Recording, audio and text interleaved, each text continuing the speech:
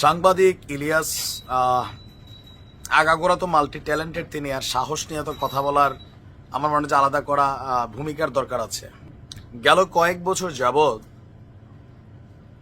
আওয়ামী লীগের বিপরীতে যখন তিনি বক্তব্য দিয়েছেন, বিএনপি এবং জামাতের নেতাকর্মীরা তার অন্ধ সমর্থক ছিল।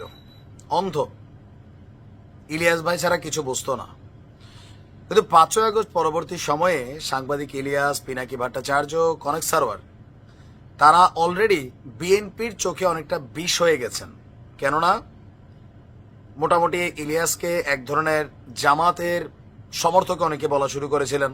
আবার অনেক কন্টেন্ট ক্রিয়েটার বড় বড় তারা বলতেন যে তিনি জামাতকে সাপোর্ট করেন, প্রমোট করেন। কিন্তু সাংবাদিক ইলিয়াসরে বোঝা একটু কষ্টকর। কেন কষ্টকর? সরকার পরিবর্তনের পর বিএনপিকে নিয়ে তিনি, মির্জা ফখরুলকে নিয়ে, অনেককে নিয়ে তিনি কিন্তু অনেক ধরনের বক্তব্য দিচ্ছেন। জামাত ইসলাম বা শিবির নিয়ে তিনি এতদিন পর্যন্ত কোনো কথা বলেন নাই, বা ছাত্র শিবির নিয়ে বা জামাত ইসলাম নিয়ে, ছাত্রদল নিয়েও অনেক কথা তিনি বলেছেন। বাট গতকালকে তিনি একটি স্টেটাস দেওয়ার পর অনেকে কমেন্টে লিখছেন, ইলিয়াস ভাই বিষয়টা আপনি বুঝতে পারেন নাই। তবে তারা কারা? তারা হচ্ছে জামাতের রোকন কর্মী, সমর্থক। কারণ যখন একটা কন্টেন্ট তাদের বিপরীতে চলে আসছে বা একটা স্টেটাস, দেন তারা বলছে বুঝতে ভুল করছেন। এমনকি স্ট্যাটাসটা কি ছিল? গেল কয়েকদিন যাবৎ কুয়েট সহ বাংলাদেশের বিভিন্ন জায়গায় মূল আলোচনার বিষয় টকশো টেলিভিশনে কি ছাত্রদল, ছাত্র শিবির, পাল্টাপাল্টি ঘটনা, হামলা, পাল্টা হামলা, পাল্টাপাল্টি মিডিয়াতে বক্তব্য। এই যে সিচুয়েশনে দুই দল মোটামুটি কেউ 100 হোক, কেউ 10 হোক, সন্ত্রাসী কর্মকাণ্ডে জড়িত হয়ে গেছে। এখন তাদের উদ্দেশ্যে ইলিয়াসের একটা বক্তব্য হচ্ছে যে ছাত্রদল অথবা ছাত্র শিবির কেউই যদি ছাত্রলীগের মতন আচরণ করে তাহলে তাদের পরিণতিও ছাত্রলীগের মতনই হবে। ছাত্রলীগের মতন আচরণ কোনটা? প্রকাশ্যে কোপাকুপি, যেটা ছাত্রদল করেছে, বহিষ্কার হয়েছে, বিভাগীয় পানিশমেন্ট হয়েছে। আবার শিবিরের বিরুদ্ধেও আছে রটটট দিয়া বাইরের না অবস্থান, মিশ্র বক্তব্য। তো মোটামুটি সবাই এক ধরনের পেশি শক্তি প্রদর্শনে ব্যস্ত হয়ে গেছে।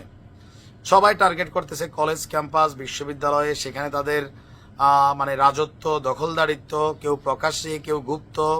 এ আবার ওরে বলতেছে তুমি গুপ্ত, আমি প্রকাশ্য। এরকম বাকবিতণ্ডা কিন্তু অনলাইনে, টকশোতে, মাঠের রাজনীতিতে চলমান। মানুষ কি ভাবছে? এরকম গুন্ডামি, সন্ত্রাসী কর্মকাণ্ড ছাত্রলীগ করত, তাদেরকে নিষিদ্ধ করা হয়েছে। ভাই, দেশ এখন ছাত্রলীগ মুক্ত হয়েছে। এখন তো কলেজ ক্যাম্পাসটা পরিষ্কার থাকবে, পরিচ্ছন্ন থাকবে। কিন্তু ঘটনা কি হচ্ছে? উল্টা।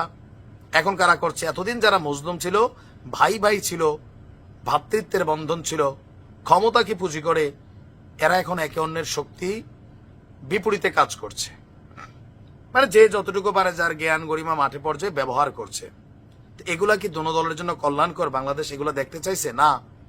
ছাত্রলীগ খারাপ, নিষিদ্ধ হয়েছে, তোমরা তো ভালো। তবে তোমরা যদি খারাপ হও, ইলিয়াস বলছে তোমাদের পরিণতিও ছাত্রলীগের মতন হবে। এই কথা কিন্তু সত্য,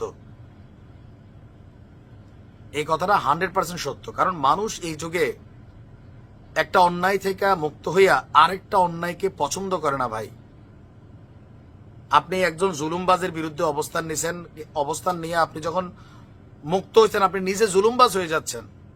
আপনি আগের জুলুমবাজের সাথে আপনার পার্থক্যটা কোথায়? যদি পার্থক্য না থাকে, পরিণতি কিন্তু ওই জুলুমবাজের মতন হবে। ইলিয়াস যা বলছে শতভাগ সঠিক বলছে।